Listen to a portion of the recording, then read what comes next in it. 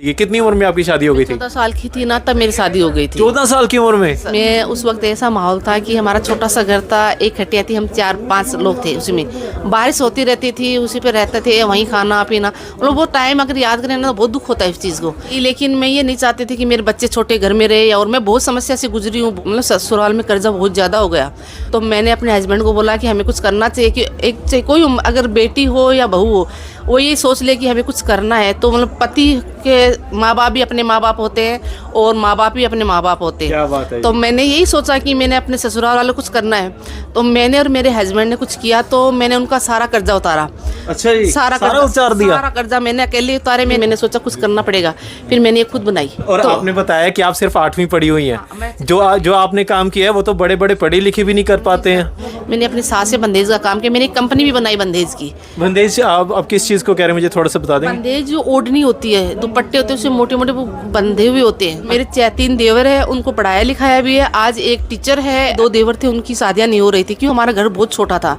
फिर मेरे अपने हस्बैंड को बोला, मेरे पापा विदेश थे, मैं उनको भी बोला कि हमें मकान करवा के पहले अपने देवरों की शादी सेटल करनी है। तो आजकल तो ऐसे बड़े मामले सामने आ रहे हैं कि बेटियां बड़ी इशू खड़े कर देती हैं कि आपके पास इतना कर्जा है, किस मकान में मुझे लेके आ गए हो, ऐसा। तो आपको कभी फील नहीं हुआ? नहीं सर, अगर माँ बाप अच्छी शिक्षा देंगे ना बच्चों को, वही अपने बच्चों को होती है। क्योंकि वो घर भी अपना है, ये भी अपना करके मानोगे ना तो कोई टेंशन नहीं होती है। कोई चीज़ बड़ी चीज़ भी है ना, हमें छोटी लगने लग जाती है। फिर मैंने ये ट्रेनिंग करके, हमारे एक जोधपुर में मेला लगा था, मैंने सबको लाइव डेमो दिया कि आज मैं कर रही हूँ तो मेरी और बहनें भी कर सकती है। आप ऐसे लगते हैं जैसे किसी कॉलेज के प्रिंसिपल हैं। तो ये फिर आपका जो ड्रेसिंग सेंस है, ये कैसे, ये शुरुआत से ही आप इस तरीके से बन ठन के रहते थे? वहाँ पर मैं ऐसे ही रहती थी, तो एक अधिकारी थे यहीं कि पंजाब की थे, वो सुरदीप कौर कुछ ऐसा सा नाम था, और हरदीप कौर। उन्होंने मुझे देखा तो वहाँ मीटिंग चल रही, तो हमारे सर को बुलाया। उन्होंने बोला ये महिला गरीब नहीं है। मुझे देखने से महिला गरीब नहीं लगती है। उन्होंने सर ये महिला गरीब है। नहीं, इसको देखने से गरीब नहीं लगती। गरीब हो वो एक अलग चीज़ होती है, लेकिन उसको बाहर मत दिखाओ कि वो गरीब है। अंदर से खुश रहो। चलो टेंशन बहुत सी रहती है, सबको रहती है टेंशन, घर में, परिवार में, बच्चों को, लेकिन वो अपने खुद का अलग सा नजरिया होता है। बोलो मैं मर के बची हूँ 4 बार। अच्छा जी हाँ, पता नहीं वहाँ पर बिजली का करंट था, वहाँ से मेरे को करंट लगा। मैं 3 दिन बेहोश रही। घर वालों ने समझा ये खत्म हो गई। 3 दिन मुझे जमीन के अंदर रखा था। नहीं, जमीन में क्या आपको दबा दिया था या क्या? मेरी नाड़ बाहर थी। वो बोलते हैं कि जमीन में रखें तो बिजली का प्रभाव कम हो जाता है। अच्छा जी। मुझे सांप ने काटा था। सांप ने, मैं घर में काम करी, पता नहीं रात को कैसे काटा उन्होंने, मुझे 2 दिन पता नहीं चला उसके बारे में। फिर मैं अचानक ही मेरा पूरा बदन सूज गया था। केवड़ा क्या होता है, क्या है? फूल होता है, पेड़ होता है, उसके फूल होते हैं। अच्छा जी। तो इसमें क्या, किसी को दर्द होता ना, तो केवड़े के पानी के अंदर आप बैठ जाओ, पानी बॉईल कर, वो दर्द खत्म हो जाता है उनका। छोटे बच्चे होते हैं बिल्कुल, है ना, उनकी स्किन बड़ी सॉफ्ट होती है। बच्चों के लिए आपने बोला तो ये गोट मिल्क का है और ये रोज का है। अब गोट मिल्क में हम गोट मिल्क, हमारे गांव में बकरियां खूब होती है, तो मैंने यही सोचा था पहले कि गोट मिल्क का बनाएंगे तो इसमें स्किन सॉफ्ट होती है। ये बच्चे कितने भी छोटे हो, चाहे 6 महीने का बच्चा हो, चाहे 4 महीने का बच्चा, ये इस पर यूज कर सकते हैं हम। चारकोल हमारे टैनिंग वगैरह ना उसमें काम आता है। इसमें खसखस है, तो ये क्या कि इचिंग होती है ना, इचिंग के अंदर काम आता है, जो छोटे छोटे दाने से हो जाते हैं। हाँ, मतलब विरोध हुआ, गांव का भी विरोध हुआ। मेरे ससुर जी ने बोला कि अच्छी बात नहीं, पता नहीं वहाँ पर क्या माहौल है, कैसे लोग हैं वहाँ, क्या करेगी जाके, ऐसे जिम्मे क्या करोगी जाके। आज वही ससुर जी बोलते हैं नहीं आपका डिसीजन सही था, हमारा गलत था। जैसे मेरे गांव में पहले सब अनपढ़ थे, तो मैंने सारी, ऐसी कोई महिला नहीं मेरे गांव में वो अपना नाम नहीं लिख सकती, मैंने सबको साक्षर बनाया है। दोस्तों, स्कूल्स बंदे नूं कामयाब करन दे लई बने ने, लेकिन ਇਹ ਕੋਈ ਜ਼ਰੂਰੀ ਨਹੀਂ ਕਿ ਜਿਹੜਾ ਬੱਚਾ ਸਕੂਲ ਜਾਂਦਾ ਹੈ ਵੱਡਾ ਹੋ ਕੇ ਉਹ ਕਾਮਯਾਬ ਵੀ ਹੋਵੇ। ਲੇਕਿਨ ਇਸ ਦੁਨੀਆ ਦੇ ਵਿੱਚ ਬਹੁਤ ਸਾਰੀਆਂ ਐਗਜ਼ਾਮਪਲਾਂ ਇਹੋ ਜਿਹੀਆਂ ਨੇ ਜਿਹੜੇ ਸਕੂਲਸ ਤੋਂ ਕੱਢ ਦਿੱਤੇ ਗਏ ਜਾਂ ਫਿਰ ਜਿਹੜੇ ਕਦੇ ਸਕੂਲ ਹੀ ਨਹੀਂ ਗਏ, ਉਹ ਬੰਦੇ ਬੜੇ ਕਾਮਯਾਬ ਹੋਏ ਆ ਔਰ ਅੱਜ ਦੁਨੀਆ ਉਹਨਾਂ ਤੋਂ ਪ੍ਰੇਰਨਾ ਲੈਂਦੀ ਹੈ। ਉਹਨਾਂ ਦੇ ਵਿੱਚੋਂ ਇੱਕ ਸ਼ਖਸੀਅਤ ਹੈ ਜੋ ਮੇਰੇ ਨਾਲ ਇਸ ਵਕਤ ਮੌਜੂਦ ਨੇ, ਸੁਮਿਤਰਾ ਪ੍ਰਜਾਪਤੀ ਜੀ, ਜੋ ਰਾਜਸਥਾਨ ਚੂਰੂ ਤੋਂ ਆਏ ਨੇ। ਅਸੀਂ ਇਸ ਵਕਤ ਮੋਹਾਲੀ ਖੜੇ ਹਾਂ ਤੇ ਮੈਂ ਜਦੋਂ ਪਹਿਲੀ ਵਾਰ ਮੈਮ ਨੂੰ ਮਿਲਿਆ ਤੇ ਮੈਨੂੰ ਇਹ ਲੱਗਾ ਕਿ ਮੈਮ ਕਿਸੇ ਕਾਲਜ ਦੇ ਪ੍ਰਿੰਸੀਪਲ ਨੇ, ਪਰ ਮੈਂ ਹੈਰਾਨ ਹੋਇਆ ਜਦੋਂ ਇਹਨਾਂ ਨੇ ਮੈਨੂੰ ਦੱਸਿਆ ਕਿ ਮੈਂ ਤਾਂ पढ़ी लिखी नहीं हैगी। सो सबसे पहले जी आपका स्वागत करते हैं, आपने समय दिया, बहुत बहुत स्वागत आपका। नमस्ते, मेरा नाम सुमित्रा प्रजापति है और मैं राजस्थान जिला चूरू से हूँ और हम छोटे से गांव से बिलोंग करते हैं। मैं ज़्यादा पढ़ी लिखी नहीं हूँ, मैं 8 क्लास ही पढ़ी लिखी हूँ सर। पढ़ने की इच्छा थी लेकिन वो नहीं रहा पढ़ाई का, क्योंकि मेरे घर वालों को इतना नहीं था कि मैं पढ़ के आगे, क्योंकि इतना घर में इतना नहीं था मेरे पास, और मेरी छोटी उम्र में शादी हो गई। फिर ससुराल वालों के पास भी इतना नहीं था कि वो हमें पढ़ा लिखा कुछ बना सके। लेकिन मेरी इच्छा बहुत थी कि मैं कुछ बनूँ, कुछ करूँ। लेकिन जैसे जैसे टाइम निकले, सारा काम हो गए, बच्चे भी हो गए, लेकिन मैं घर में भी बंदेज का काम करती थी, मुझे शौक था कुछ करने का, बंदेज का भी काम करती थी। और धीरे धीरे धीरे धीरे जैसे ये SHG निकले, जो समूह बनते गाँव में, तो समूह बने। तो एक मिनट, मैं चाहता हूँ आप आराम से ना इत्मीनान से बताएं, क्योंकि अभी थोड़ा सा शायद आप पहली बार इंटरव्यू दे रही हैं। अच्छा, मेरा कई बार हुआ, लेकिन मेरी थोड़ी स्पीड तेज हो जाती है। अच्छा, स्पीड तेज हो जाती है। अब जैसे ऐसे मुस्कुरा रहे हैं ना, इस मुस्कुराहट से ही आप बताइए। बहुत अच्छा आप दिखते हैं, बहुत अच्छा आप बात करते हैं, कि आपकी पर्सनैलिटी ऐसी है, दूसरा बंदा वैसे ही प्रभावित हो जाता है। तो मैं ਤੁਹਾਨੂੰ ਦੱਸਦਾ, ਅਸੀਂ ਮੋਹਾਲੀ ਵਿੱਚ ਖੜੇ ਹਾਂ ਤੇ ਮੈਮ ਨੇ ਨਾ ਇੱਥੇ ਸਟੋਲ ਲਾਇਆ ਹੋਇਆ। ਇਹ ਸਾਬਣਾਂ ਦਾ ਕੰਮ ਕਰਦੇ हैं, ਸੌਪਸ ਬਣਾ ਰਹੇ हैं, ਪਰ ਸੌਪਸ ਕੋਈ ਆਮ ਨਹੀਂ ਹੈ, ਬੜੀ ਯੂਨੀਕ ਸੌਪਸ ਹੈ, ਸਭ ਦਾ ਆਪਣਾ ਆਪਣਾ ਫਲੇਵਰ ਹੈ। ਔਰ ਮੈਮ ਦਾ ਇਹ ਦਾਅਵਾ ਹੈ ਕਿ ਇਹਦੇ ਵਿੱਚ ਕੋਈ ਵੀ ਹਾਨੀਕਾਰਕ ਕੈਮੀਕਲ ਯੂਜ਼ ਨਹੀਂ ਕੀਤਾ ਗਿਆ। ਸਾਰੇ ਹੀ ਜਿਹੜੇ ਫਰੂਟਸ ਹੁੰਦੇ ਆ ਉਹਨਾਂ ਤੋਂ ਬਣੀਆਂ ਹੋਈਆਂ ਨੇ ਇਹ। ਕੀ ਕੁਛ ਪਾਇਆ ਹੋਇਆ ਅਸੀਂ ਉਹਦੇ ਉੱਤੇ ਵੀ ਗੱਲ ਕਰਾਂਗੇ ਤੇ थोड़ा ਜਿਹਾ मैम ਦੀ जर्नी नाल भी गल करते हैं। सुमित्रा जी, जैसे अभी आप ये काम कर रही हैं, आपने बताया कि आपके जो मायका परिवार था उसमें ऐसा कोई माहौल नहीं था, उसमें आपकी शादी जो है जल्दी कर दी गई। कितनी उम्र में आपकी शादी हो गई थी? 14 साल की थी ना तब मेरी शादी हो गई थी। 14 साल की उम्र में? सर 14 साल की उम्र में शादी हो गई। शादी के बाद मतलब मेरे ससुराल वालों मतलब बहुत, हम गरीब घर से हैं, तो वहाँ पर इतना पढ़ाई का भी नहीं था, लेकिन फिर वो बच्चे हो गए, फिर मेरे मतलब ससुराल में कर्जा बहुत ज़्यादा हो गया। तो मैंने अपने हस्बैंड को बोला कि हमें कुछ करना चाहिए, कि एक चाहिए कोई अगर बेटी हो या बहू हो, वो ये सोच ले कि हमें कुछ करना है। तो मतलब पति के माँ बाप भी अपने माँ बाप होते हैं और माँ बाप भी अपने माँ बाप होते हैं। क्या बात है। तो मैंने यही सोचा कि मैंने अपने ससुराल वालों कुछ करना है, तो मैंने और मेरे हस्बैंड ने कुछ किया। तो मैंने उनका सारा कर्जा उतारा। अच्छा जी, सारा उतार दिया? सारा कर्जा मैंने अकेले उतारे, मैंने, मेरे हस्बैंड ने सारा कर्जा उतारा उनका। और मेरे 3 देवर है, उनको पढ़ाया लिखाया भी है। आज एक टीचर है और 2 मतलब घर का मैं टाइलों वगैरह को काम करते हैं। अच्छा। और मेरी सास थी वो खत्म हो गई, उसके बाद सारी जिम्मेदारी हम पर आ गई। लेकिन मैंने कभी तो दीदी, जैसे अभी आप बता रहे हैं कि आपने कर्जा उतारा अपने पति के साथ मिलकर, और बच्चों की जिम्मेवारी भी थी, बच्चों की पढ़ाई भी, और जो आपके देवर थे, आप कह रहे हैं कि आपने उनको भी स्टैंड करने में मदद की।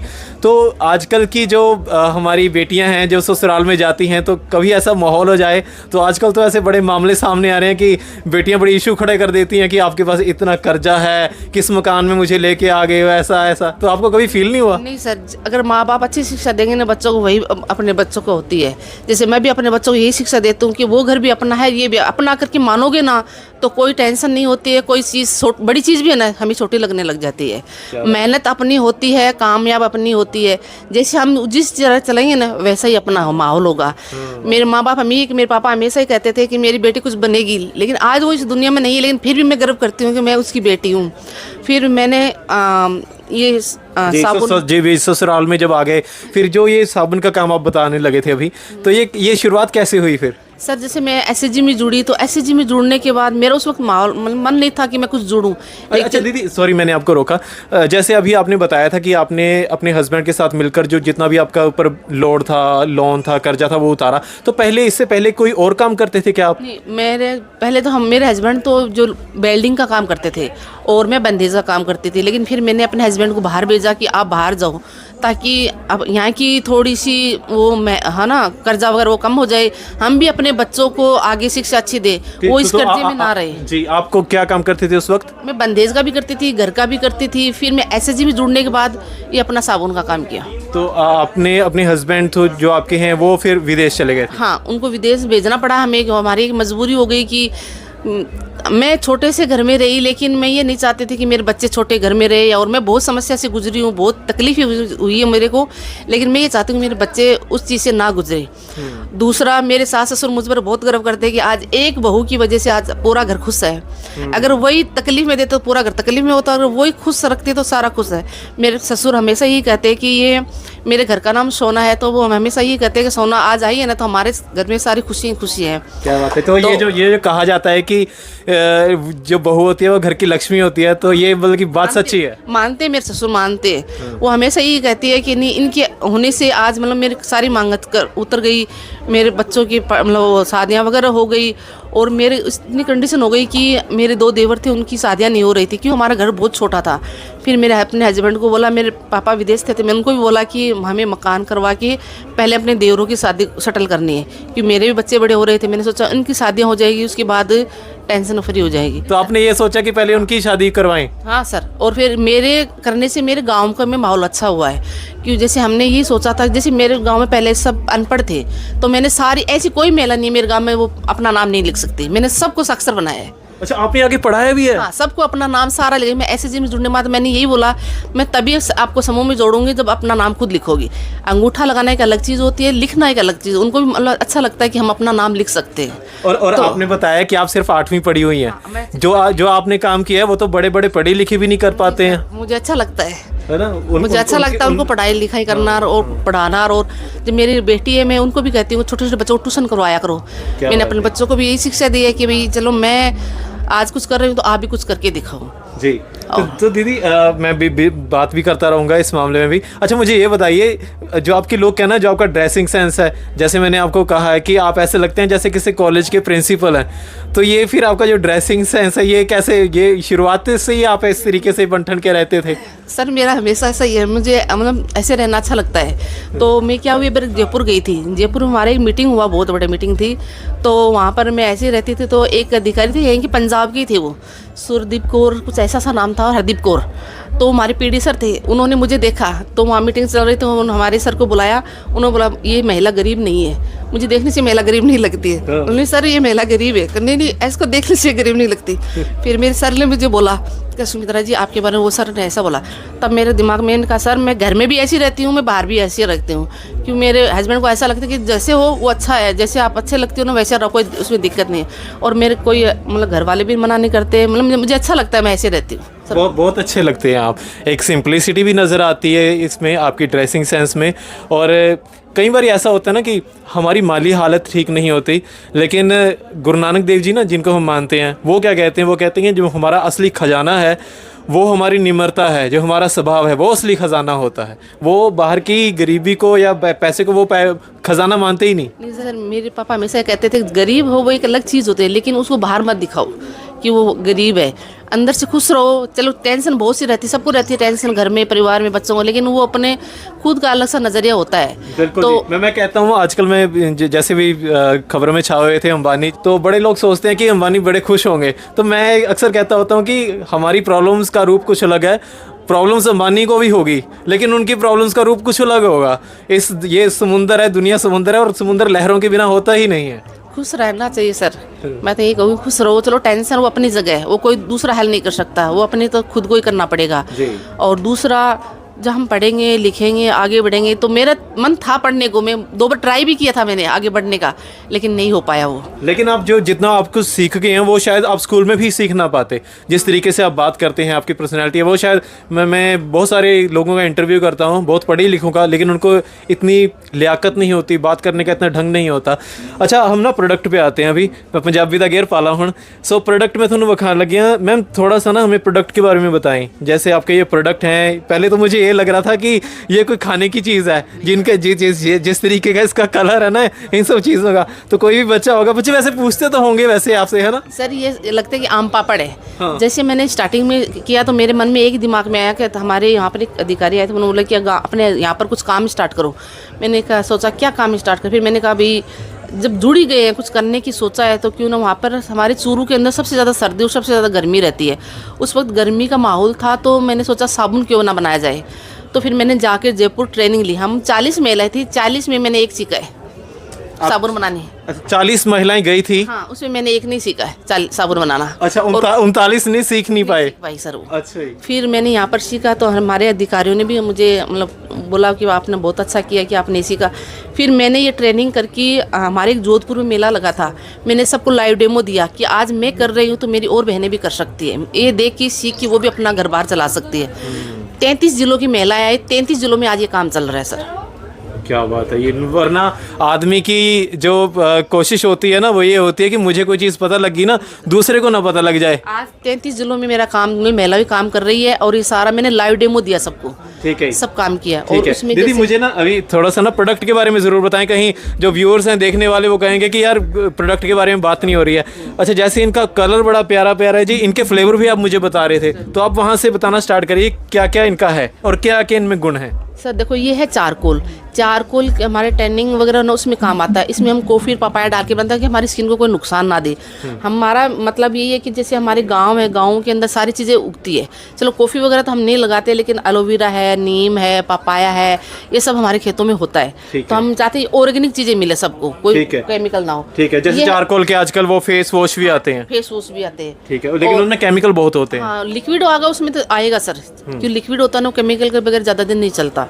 अच्छा, आप कौन सी साबुन इनमें से यूज कर, आप इनमें से यूज करते हैं कि कोई और कुछ और यूज करते हैं? सर सबसे पहले मेरा यही है कि मैं साबुन बनाती हूँ जो 2 महीने हम सब बच्चे घर में यूज़ करते हैं, ताकि हमारे 5 सदस्य हम घर में, तो 5 की अलग अलग स्किन है।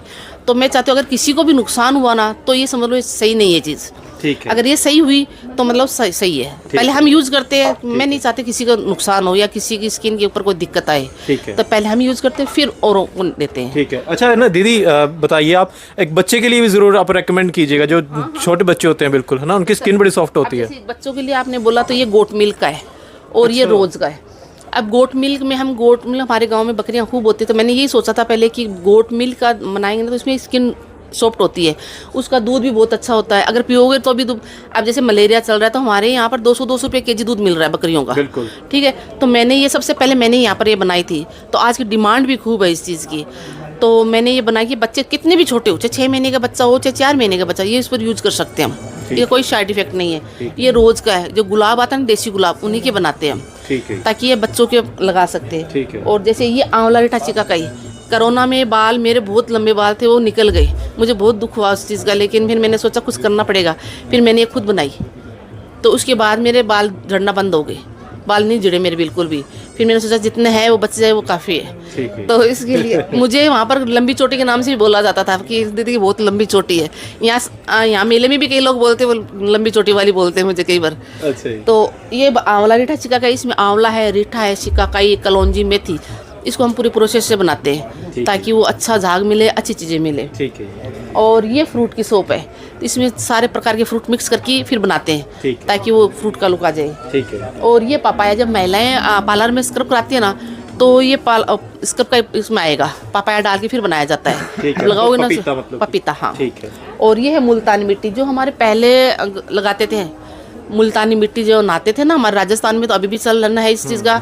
मेरे दादाजी, हम मटके बनाते थे पहले, तो मेरे दादाजी मुल्तानी मिट्टी, वो घड़े की मिट्टी होती है ना, उसी बाल धोते थे हमारे। जी, पंजाब में भी धोते थे। हाँ, तो मैंने सोचा मुल्तानी मिट्टी का यूज़ किया जाए। यहाँ लोग मांगते भी है मुल्तानी मिट्टी, खाली मुल्तानी मिट्टी भी है क्या आपके पास? अच्छा। तो मुल्तानी मिट्टी का मैंने बनाया जी। और ये है लवेंडर का, ये पुदीना, क्योंकि हमारी गर्मी ज़्यादा होती है तो ये लवेंडर के फूल होते पुदीने के, तो उससे बनता है, ये ठंडा रहता है स्किन को गर्मियों के अंदर, इसलिए वो बनाया मैंने। और इसके अंदर जैसे ये एलोवेरा, ये खसखस है, तो ये क्या इचिंग होती है ना, इचिंग के अंदर काम आता है, जो छोटे छोटे दाने से हो जाते हैं, हाँ, उसमें काम आता है। और ये हल्दी चंदन, तो हल्दी चंदन क्या कि हमारे तो कई बार ये कहते हैं कि गुरुवार के दिन हल्दी डाल के नहाना चाहिए पानी में।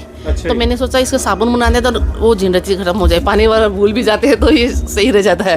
हल्दी चंदन वाला ये ठीक है। हाँ। और ये है सर केवड़ा। केवड़ा, ठीक है। ये केवड़ा इसलिए बनाया कि हम गुजरात गए थे एक बार, तो गुजरात में केवड़े का बहुत डिमांड है। अच्छा, तो मैं केवड़ा क्या होता है, क्या है? फूल होता है, एक पेड़ होता है, उसके फूल होते हैं। अच्छा। तो इसमें क्या किसी को दर्द होता ना, तो केवड़े के पानी के अंदर आप बैठ जाओ, पानी बॉईल कर, वो दर्द खत्म हो जाता है उनका। जी हाँ। और जब नहाते हैं ना तो ये ठंडा भी रहता है, सर्दियों में तो रहता है गर्म, गर्मियों में रहता है ठंडा। तो इसके हिसाब से मैंने, इसकी बहुत डिमांड थी, मैंने पहले गई तो मुझे पता नहीं था, फिर मैं वहाँ से केवड़े के फूल लेके आई। फिर मैं जब भी जाती हूँ मेरे स्टोव में खूब निकलता है केवड़े का, तो मैंने उसके हिसाब से ये बनाया। फिर उसके अंदर सर ये नीम और एलोवेरा। ठीक है। अब जैसे ये नीम की एलोवेरा की साबुन है, ठीक है। तो एलोवेरा तो हम नॉर्मल यूज करते ही हैं, तो हमारे वहाँ ग्वारपाठा खूब होता है खेतों के अंदर, तो मैंने सोचा अगर ये बनाएंगे तो 2 रुपया उस बंदे के भी आ जाएगा जो खेत लगा रहा है ना, उनके भी 2 रुपया फ़ायदा हो जाएगा और हमारी महिलाओं को भी फ़ायदा हो जाएगा। तो मेरा ये ग्रुप है, ग्रुप के अंदर हम सारे काम करते हैं। जैसे मैं यहाँ पर आ गई तो मैंने महिलाओं को ऑर्डर दे दिया, तो घर बैठे वो काम कर लेगी, ताकि उनको भी 2 रुपया फ़ायदा और हमारा भी काम हो जाता है। दूसरा कि वो बंदे बोलते कि हमें पैसे नहीं चाहिए, हमें साबुन ही दे दिया करो। अच्छा। तो वो उनको क्या है कि वो घर में होता है तो वो भी लगा लेते हैं, वो अपनी सेल भी कर लेते हैं ताकि वो 2 रुपया कमाए, हमें कोई दिक्कत नहीं उसमें, चाहे वो कमाए। ठीक है। और ये है सर नीम का साबुन। नीम का साबुन एक ऐसा साबुन है, हम नॉर्मल नीम की पत्तियाँ धो के उबाल के नहाएंगे ना तो भी हमारी स्किन को मतलब बहुत अच्छा। हाँ, और ये पिंपल में खास है, जिसकी भी पिंपल होता है ना वो पिंपल में बहुत खास है। ठीक है। गंगानगर में तो मेरे इतना चलता है, नीम का, चारकोल का, साबुन ना बहुत ज़्यादा चलता है। तो इसके हिसाब से मैंने ये साबुन सारे बनाए। मैंने छोटे बनाए हैं कि ट्रेवल में जाए, किचन में जाए, बाथरूम वगैरह में जाए ना, तो अच्छा ये बड़ा अच्छा, इस वजह से बनाया हाँ, आपने? ताकि हम ट्रेवल में जाएं, एक दिन के लिए जाएं तो हमारा एक साबुन, इतना बड़ा साबुन खराब ना हो। ठीक है, इसलिए मैंने छोटे साबुन बनाए हैं। ठीक है। फिर किचन में रख दिया, बाथरूम, छोटे बच्चे होते हैं, बड़ी साबुन खराब कर देते, तो छोटे साबुन रखो, टेंशन फ्री। ठीक है, बड़ी पैकिंग भी बड़ी प्यारी है। हाँ जी, इसमें मेरे बच्चों ने मेरा साथ दिया, मेरे हस्बैंड ने मेरा साथ दिया, क्योंकि मैं अकेली तो इतना नहीं कर सकती, लेकिन मैं इतनी पढ़ी लिखी भी नहीं हूँ ना कि मैं इतना कुछ कर सकूँ, लेकिन उन्होंने, उन्हीं की सपोर्ट से आज मेरा ऑल इंडिया में जा रहा है। आपकी बेटी हैं वो? ठीक है। अभी आप आए जैसे मैं बात कर रहा था, ये मैम की पर्सनैलिटी इस तरीके से बड़ा दिल खुश हो जाता है मिलके ना। किसी किसी की पर्सनैलिटी ऐसी होती है। आप क्या अभी स्टडी कर रहे हैं या कर चुके हैं? मैं स्टडी कर रहा हूँ सर, एमएससी फिजिक्स से कर रहा हूँ सर। मैं एमएससी फिजिक्स, क्या बात है। अच्छा, जब आपको तो चलो बचपन से ही, हमें तो आज पता लगा है, आप जब अपनी मम्मी को सुनते थे कि आपकी मम्मी 8 पढ़े हुए हैं और फिर भी हिम्मत नहीं हारी, इतना कुछ स्ट्रगल किया है ज़िंदगी में, और सबसे बड़ी बात जो इन्होंने परिवार को बांध के रखा है, जैसा ये बता रहे हैं, क्योंकि हम देखते हैं हमारे पंजाब में भी ये हो गया कि कोई बेटी है दूसरे ससुराल में जाती है तो सबसे पहले तो ये डिमांड हो जाती है कि अपनी हम कमाई अलग करें अपनी, है ना। हम मेरे गांव में यही कहा है महिलाओं को कि ये कमाई अपनी है, सास ससुर को लेके नहीं जाता है, नहीं ननद वगैरह लेके जाते, सब अपना अपना खाता है। चलो किसी का स्वभाव हो जाता है, मैं मानती हूँ इस चीज़ को, लेकिन उसमें ऐसा नहीं है कि हम अपने परिवार को तोड़ो। परिवार ही अपने काम आएगा, चाहे कहीं भी चले जाओ। हमारे यहाँ कुछ शादियाँ हुई थी 2 कोरोना के अंदर, तो आते ही अपने ससुराल वालों लड़ाई झगड़ा और वहाँ पर जेल भेजना और सब कुछ कर दिया उन्होंने। फिर मेरे पास, मैं महिला अधिकारिता की तरफ से भी जुड़ी हुई हूँ, तो उन्होंने फ़ोन किया मेरे को कि आपके गांव में एक ऐसा है। हमारे गांव का आज तक का रिकॉर्ड सर अभी एक केस भी नहीं बना, अभी तक का रिकॉर्ड है। अच्छा, कोई पुलिस केस नहीं बना हमारा। अच्छा। तो फिर मैंने उनको बोला कि भाई ऐसे अच्छी बात नहीं होती बताना, ये करना। फिर उन्होंने बोला कि भाई ये क्या हो गया आपके गाँव में। मैंने कहा मैडम ये महिला ऐसी है, इनको समझाएंगे। फिर उनको समझाया, बताया ना, उसके बाद बात ठंडा हो गया। लेकिन वो आज हमारे गाँव में ऐसी कोई दिक्कत नहीं है। लेकिन बताना ज़रूरी है। कुछ लोग बोलते हैं, हमारे यहाँ पर के 2-3 छोटी उम्र में शादी हुई थी लड़कियों की, तो हमने सब मिल के महिलाओं ने मीटिंग करवाई। तो मैंने उनको ये बोला कि छोटी उम्र में शादी करना अच्छी बात नहीं है, क्योंकि हमारी हो गई उस वक्त हमें पता नहीं था, और घर वालों के पास इतना पैसा नहीं था कि वो रखी। लेकिन आज का टाइम है बच्चों को पढ़ाओ लिखो। मैंने अपनी बेटी को खुद को पढ़ाया लिखाया, मैंने कहा कि तुम आगे बढ़ो। आज वो मेहंदी में आर्टिस्ट है, वो कितने भी पैसे ले सकते, घर बैठे उनको 10,000 भी देने को तैयार है। लेकिन वो क्या है कि उनको पढ़ाई भी है साथ में, मेहंदी का भी करती है, वो घर का भी करती है, बस सारा काम वो करती है। अच्छा दीदी, मेरे ना 2 सवाल हैं जो बड़े इंपॉर्टेंट है आपसे करने। एक तो ये कि आप में जब शुरुआत हुई, अब तो आप काफ़ी, आपका एक्सपीरियंस हो गया, जब शुरुआत में आप बाहर जाते थे, ट्रेनिंग लेने जाते थे, क्योंकि एक तो बंदा होता है कि बहुत पढ़ा लिखा है, कॉलेज गया, स्कूल गया, तो एक अलग से कॉन्फिडेंस वो भी आता है ना। एक आप हैं जो कहीं गए ही नहीं है, छोटी उम्र में शादी हो गई, तो वो एक हौसला कैसे आता था कहीं जाने का, बात करने का। और दूसरा मेरा सवाल ये है कि जब आप 14 साल की उम्र में ससुराल में आ गए थे, तो उसके बाद वो इतनी तो उम्र भी नहीं होती, बच्चे को समझ भी नहीं होती इतनी, है ना। तो आपका जो अभी आपका जो, जैसे भी आप ससुराल के बारे में देख रहे हैं, बात कर रहे हैं, वो नज़रिया शायद कुछ और होगा। जब 14 साल की उम्र में आप एकदम से अपना घर छोड़ के ससुराल में आ गए, तो वो नज़रिया कैसा था, कैसे देख रहे थे आप घर वालों को, ससुराल वालों को? सर पता ही नहीं था कब क्या हुआ, इतने साल निकल गए। मतलब आई थी तब मुझे थोड़ा हुआ। मेरी मम्मी को मैंने बोला कि वहाँ पर कुछ नहीं, गाँव ही गाँव, मम्मी वहाँ तो टीले कुछ भी नहीं है वहाँ पर। तो उन्होंने बोला कि क्या आप अपने मायके भी शायद बहुत कम जाती होंगी तब, है ना? बहुत कम। मेरे ससुराल वाले भेजते नहीं है, क्योंकि मैं चली जाती फिर घर का काम पूरा रह जाता। मैं सर, हमारे पानी की बहुत समस्या थी, हम मटकों से पानी, कुओं से पानी लेके आते थे। अच्छा जी। पानी वहाँ से कुओं से लेके आना पड़ता था, खेतों से लकड़ियाँ लेके आनी पड़ती थी, चूल्हे पे रोटी बनानी थी। दीदी वहाँ पे गाँव में तो फिर ये माहौल भी होगा, जब आपकी शादी हुई तो घूंघट कर निकालते, घूंघट रखते थे। अब भी थोड़ा है, ऐसी बात नहीं, बड़ा बड़ा घूंघट होता होगा। हाँ, पहले घूंघट रखते थे, घूंघट में सारा काम होता था, खाना बनाना, बर्तन साफ करने, पानी लाना, सब कुछ घूंघट में होता था।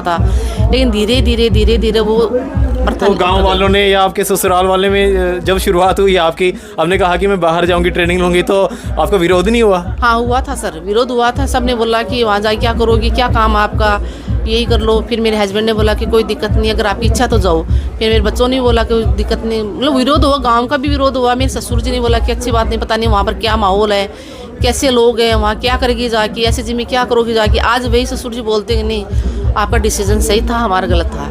तो दीदी जब आप वहाँ पे गए तो जैसे मैंने सवाल किया था कि कॉन्फिडेंस नहीं होता बंदे में, है ना, बाहर एकदम से नई दुनिया में एकदम आना। लगता था सर, उस वक्त मुझे भी डर लगता था। मैं बाहर मार्केट जाती तो मैं एक दो बंद को साथ लेके जाती थी, कहीं भी जाती मैं साथ लेके जाती, लेकिन मैं धीरे धीरे जब बाहर निकलने लगी ना तो मुझे अपना आप ही वैसे होने लगा कि मैं खुद कर सकती हूँ। जयपुर गई ट्रेनिंग के लिए, जो मेरे साथ 40 महिलाएं थी, कि मैं पहले 2-3 बार चली गई थी, तो मेरे साथ एक महाराष्ट्र का लड़का था, वो आया था हमारे साथ, तो उन्होंने बोला कि भाई मैं तो, वो महिलाओं ने बोला कि हम तो सर के साथ जाएंगे। मैंने कहा कोई दिक्कत नहीं, आप चले जाओ। अब सर ने बोला सुमित्रा जी मैं रास्ता नहीं जानता, मुझे पता नहीं वो कहाँ पर। मैंने कहा सर आप मेरे पीछे आ जाओ, मैं जानता हूँ। बोला आप जानते हो? मैंने कहा हाँ मैं जानती हूँ। तो वो मेरे साथ आगे सारे के सारे, आज वो बंदा मतलब काम छोड़े उन्हें 10 साल हो गए, लेकिन फिर भी वो मेरे से जुड़ा हुआ है। उन्होंने बोला आपका काम मुझे बहुत अच्छा लगता है, आप जो काम करते हो वो जो आपने हमारा बहुत सपोर्ट किया। मैंने सबको अच्छा सपोर्ट किया है। कैसे भी ज़िंदगी कैसी भी चले, लेकिन सपोर्ट है ना, हर बंदे को हमेशा याद रहता है कि हाँ वो मेरे साथ था, उन्होंने मेरी इतनी हेल्प की। आज मैं यहाँ बैठी हूँ, लेकिन मेरी साबुन जयपुर है।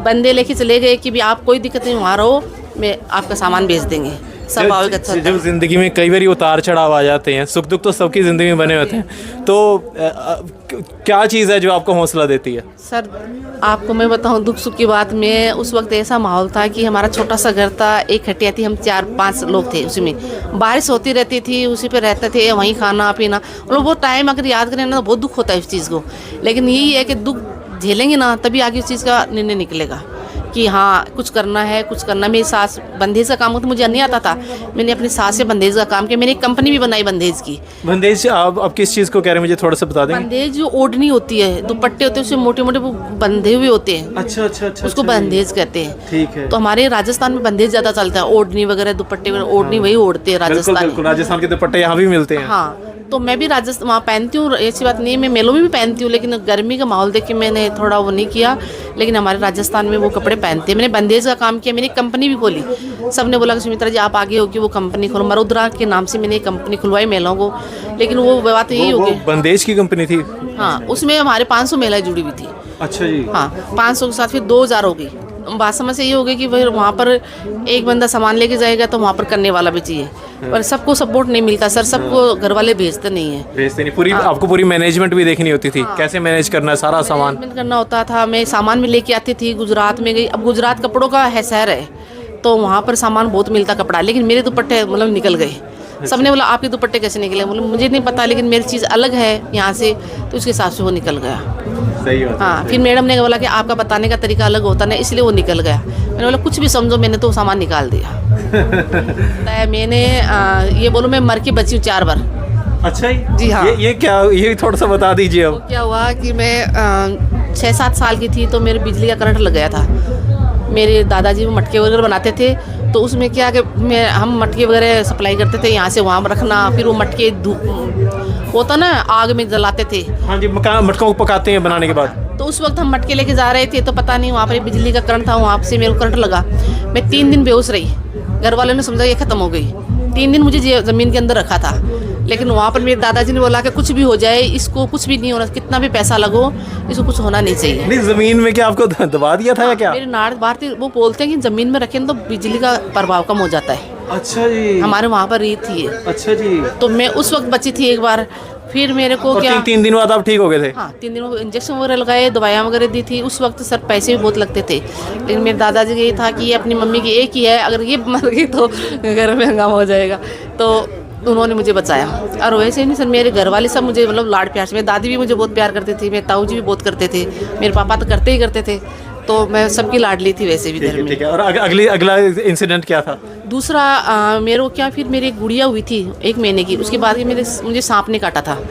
सांप ने, मैं घर में काम करी, पता नहीं रात को कैसे काटा उन्होंने, मुझे 2 दिन पता नहीं चला उसके बारे में। फिर मैं अचानक ही मेरा पूरा बदन सूज गया था, तो उसने फिर घर में या वेदवाद होते हैं उनको बुलाया, मेरे ससुर ने, उन्होंने बोला इनको मत बनाना वरना टेंशन भी आ जाएगी और इनको सांप ने काटा है। तो फिर मैं वहाँ पर गई थी, वहाँ पर गोगा जी मेरी बोलते हैं, तो वहाँ पर लेके गए थे, तो उन्होंने मतलब 3 दिन बाद मुझे नीम खिलाया, खूब सारा नीम खिलाया, मुझे कुछ पता नहीं चला नीम के बारे में। फिर धीरे धीरे उसका असर कम हुआ, तो उसके बाद मेरे को 4-5 दिन बाद में मुझे होश हुआ कि हाँ मुझे कुछ हुआ है। अच्छा, तो आपको उस दौरान आपको पता नहीं था कि आपको सांप ने काटा है? नहीं, फिर मेरे पापा ने बोला कि वो इंजेक्शन लगवाओ, सिर्फ वो बेद अलग चीज़ है, लेकिन हॉस्पिटल की भी दिखाना ज़रूरी है। ठीक है। हमने वैसे सुना है, मैं इसमें थोड़ा सा जिक्र कर दूं, हमने सुना है पहले भी पहले ज़माने में भी कहते कि अगर कोई किसी को सांप काट जाए तो उसको बताना नहीं चाहिए। हाँ, कि उसको वैसे ही बंदे को सदमा इतना बुरा लग जाता है कि मतलब सदमे से ही मर जाता है। हाँ हुआ था सर मेरे को, क्योंकि मेरी मम्मी मेरी सास अकेली थी तो उन्होंने बोला कि चाय वगैरह दो तो उसमें घी डाल के दे देना। तो मेरी सास अकेली थी तो घर में सपोर्ट करने वाला नहीं, तो उन्होंने एक बार चाय दी तो वो दे दी, लेकिन दोबारा हुई ना तो ऐसे दे दिया। उससे कि मेरा शरीर एकदम से फूल गया, ज़्यादा हो गया, तो मेरे कपड़े भी ना एकदम अपना फाटने लगे, इतनी हालत ख़राब हो गई थी। फिर हाथ उन्होंने एम्बुलेंस वो गाड़ी मंगाई और गाड़ी के अंदर वहाँ लेके फिर वो कुछ दिन बाद में सही होगा। तीसरा हुआ कि मैं जैसे SHG मीटिंग में जा रही थी तो मैं और मेरा बड़ा वाला बेटा था, जैसे ही हम निकले राउंड होके निकले तो पीछे से गाड़ी आई, उसने टक्कर मारी मेरे को गाड़ी को, तो मैं गाड़ी से उछल की नीचे गिर के फिर मैं बेहोश हो गई हुई। तो वहाँ पर आसपास के लोग लेके गए थे, मेरी रीढ़ की हड्डी क्रैक हो गई थी और मांस फट गया था। जब आप ट्रेनिंग पे जा रहे थे? हाँ। ये तो फिर कुछ ही सालों की बात होगी। 2018 में।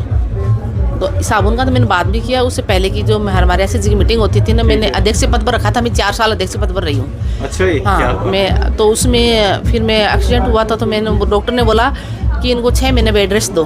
मैंने 6 महीने नहीं रखा, मैंने 1-1.5 महीने में अपना कवर कर लिया उसको। अच्छा ही? मुझे पड़े रहना अच्छा नहीं लगता था, इसलिए इसी वजह से मेरा शरीर ज़्यादा फैल गया पड़े रहने से। डॉक्टर ने बोला कि इनको बेड रेस्ट दो, इनको ज़्यादा हिलना डुलना नहीं है। फिर मैंने थोड़ा देखा, यूट्यूब पर भी देखा, मैंने दिमाग से भी देखा, थोड़ा सर्च किया कि मेरी रीढ़ की हड्डी थोड़ी नीचे वाली मुड़ गई है। अच्छा ही? तो डॉक्टर ने बोला इनको दो। फिर मेरे दांत वगैरह सारे थोड़े कैल्शियम की वजह से कम हो गए थे, टूटने लग गए थे। फिर खाना पीना और उसके मेरा सही हो गया।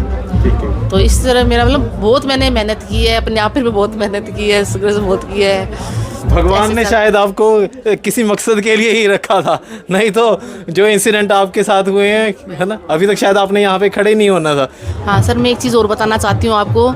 जैसे हम महिलाएं हैं, हम जल्दी घबरा जाती हैं, लेकिन घबराने की ज़रूरत नहीं। जैसे मैं नोएडा में गई थी सरस मेले में, मेरे हस्बैंड की तबीयत ख़राब हो गई थी, वहाँ उनको फूड पॉइजन हो गया।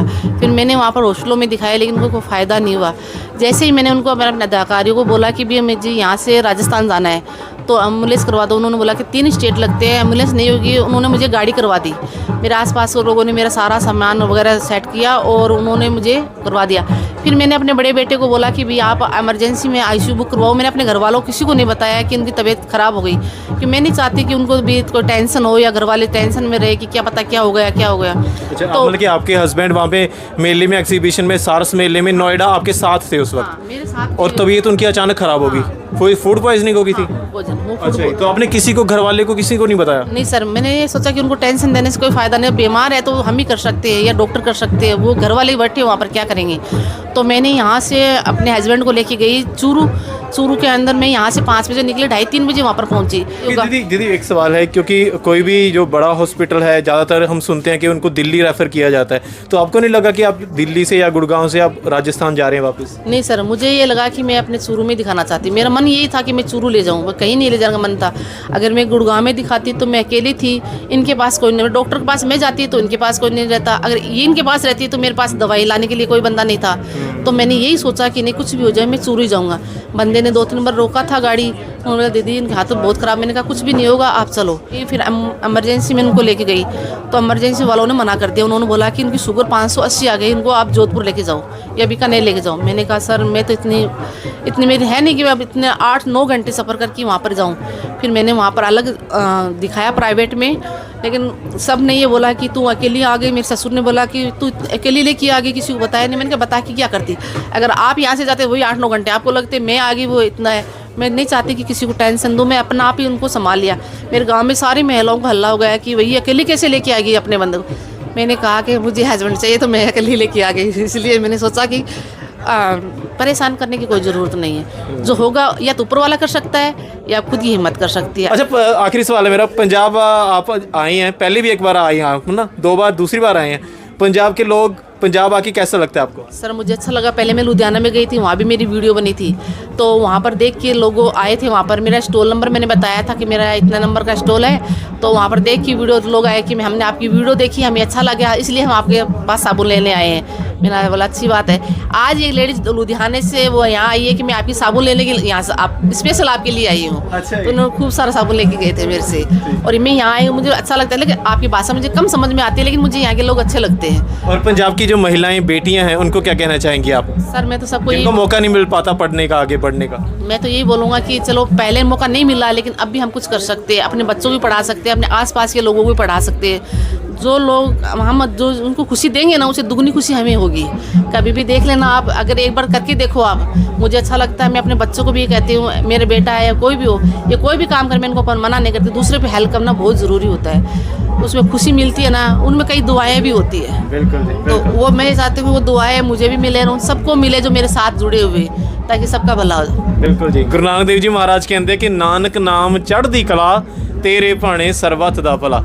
ਇਹੀ ਸਾਨੂੰ ਗੁਰੂ ਗ੍ਰੰਥ ਸਾਹਿਬ ਜੀ ਮਹਾਰਾਜ ਸਿਖਾਉਂਦੇ ਆ, ਔਰ ਇਹੀ ਸਾਰੇ ਜਿੰਨੇ ਵੀ ਮਹਾਂਪੁਰਖ ਹੋਏ ਸਾਡੇ ਦੇਸ਼ ਦੇ ਇਹੀ ਸਿਖਾਉਂਦੇ ਆ। ਸੋ ਬਹੁਤ ਬਹੁਤ ਧੰਨਵਾਦ ਮੈਮ ਦਾ ਵੀ ਤੇ ਵੀਰ ਜੀ ਦਾ ਵੀ ਧੰਨਵਾਦ ਹੈਗਾ। ਤੇ ਤੁਸੀਂ ਮੈਂ ਤੁਹਾਨੂੰ ਨੰਬਰ ਵੀ ਦੱਸ ਦਾਂਗਾ, ਨੰਬਰ ਆਪ ਇੱਕ ਬਾਰ ਬੋਲ ਦਿਓ, ਹੈ ਨਾ, ਮੈਂ ਡਿਸਪਲੇ ਵਿੱਚ ਵੀ ਦਿਖਾ ਦਾਂਗਾ ਤੁਹਾਨੂੰ। ਨੰबर क्या है आपका सर? 7014675067। ठीक है। ये दीदी इनका प्राइस आप बता सकते हैं, कुछ शेयर करना चाहेंगे आप? जी सर। सर देखो, इनका साबुन जो कि अब जैसे ये गोट मिल्क का वैसे महंगा मिलता है, लेकिन हमारे तो यहाँ गोट मिल्क बहुत है, तो इसलिए मैंने सोचा इतना महंगा नहीं करेंगे। लेकिन ये दोनों आने से मिल्क भी है, बेसन है, हनी है, चंदन सब मिक्स करते हैं, तो इनका 80 रुपीज़ है, और इन सारे को 50 रुपीज़ है। ठीक है जी, ठीक है। और ये छोटी वाले ये 50 का है। ठीक है। इसमें 4 है। ठीक है। तो इसमें क्या है कि मार्केट आप कभी ले लो, ऑनलाइन सर्च करोगे तो ये महंगी मिलेगी आपको। ठीक है। और मैंने सोचा ना तो कम ना ज़्यादा, ठीक है। और मैंने सोचा कि किसी की मजबूरी होती है, सबका मतलब देना चाहिए। 10-5 रुपये से कोई फ़र्क नहीं पड़ता है सर, लेकिन वो एक खुशी अलग होती है ना, वो अच्छी लगती है। बिल्कुल। ਮੈਨੂੰ ਲੱਗ ਰਿਹਾ ਵੀ ਜਿਵੇਂ ਨੈਚੁਰਲ ਪ੍ਰੋਡਕਟਸ ਹੈ, ਜਿਵੇਂ ਆਪਾਂ ਦੂਜੇ ਸੋਪ ਵਗੈਰਾ ਯੂਜ਼ ਕਰਦੇ ਹਾਂ ਨਾ, ਕੈਮੀਕਲਸ ਨਾਲ ਨਾ ਸਕਿਨ 'ਚ ਬਹੁਤ ਪ੍ਰੋਬਲਮ ਹੋ ਰਹੀ ਹੈ ਅੱਜ ਕੱਲ੍ਹ। ਤੇ ਇਹ ਵੇਖ ਕੇ ਐਵੇਂ ਲੱਗ ਰਿਹਾ ਵੀ ਬਹੁਤ ਨੈਚੁਰਲ ਤਰੀਕੇ ਨਾਲ ਬਣਾਇਆ ਗਿਆ, ਵੀ ਕੈਮੀਕਲ ਨਹੀਂ ਹੈ ਵਿੱਚ, ਮਤਲਬ ਸ਼ਕਲ ਤੋਂ ਹੀ ਪਤਾ ਚੱਲ ਰਿਹਾ, ਜਿਵੇਂ ਤੁਸੀਂ ਦੇਖ ਰਹੇ ਹੋ ਟਰਾਂਸਪੇਰੈਂਟ ਹੈ। ਤੇ ਜਿਹੜੇ ਮਾਰਕੀਟ 'ਚੋਂ ਆਪਾਂ ਲੈਣਾ ਉਹਨਾਂ ਕੋਲੋਂ ਰੇਟ ਵੀ ਘੱਟ ਹੈ, ਕਿ 50 ਰੁਪਏ ਦਾ ਪੀਸ ਹੈ, ਬਾਹਰ ਤੇ 80-90 ਤੋਂ ਥੱਲੇ ਕੁਝ ਹੈ ਨਹੀਂ। ਤੇ ਇਸ ਕਰਕੇ ਮੈਨੂੰ ਲੱਗ ਰਿਹਾ ਵੀ ਵਧੀਆ ਆਪਸ਼ਨ ਹੈ। ਤੇ ਆਨਲਾਈਨ ਤੁਸੀਂ ਆਰਡਰ ਕਰ ਹੀ ਸਕਦੇ ਆ ਫਿਰ, ਹੈ ਨਾ। ਤੇ ਸਾਰਿਆਂ ਦਾ ਧੰਨਵਾਦ ਜੁੜਨ ਦੇ ਲਈ। ਵੀਡੀਓ ਥੋੜੀ ਲੰਮੀ ਹੋ ਗਈ, ਪਰ ਜਿੰਨੀ ਵੀ ਗੱਲਾਂ ਬਾਤਾਂ ਹੋਈਆਂ ਨੇ ਬੜੀ ਵਾਜਬ ਨੇ, ਔਰ ਤੁਹਾਡੇ ਤੱਕ ਜਾਣਗੀਆਂ ਤਾਂ ਤੁਹਾਨੂੰ ਵੀ ਬੜੀ ਚੰਗੀਆਂ ਲੱਗਣਗੀਆਂ। ਧੰਨਵਾਦ ਸਾਰਿਆਂ ਦਾ। ਵਾਹਿਗੁਰੂ ਜੀ ਕਾ ਖਾਲਸਾ, ਵਾਹਿਗੁਰੂ ਜੀ ਕੀ ਫਤਿਹ।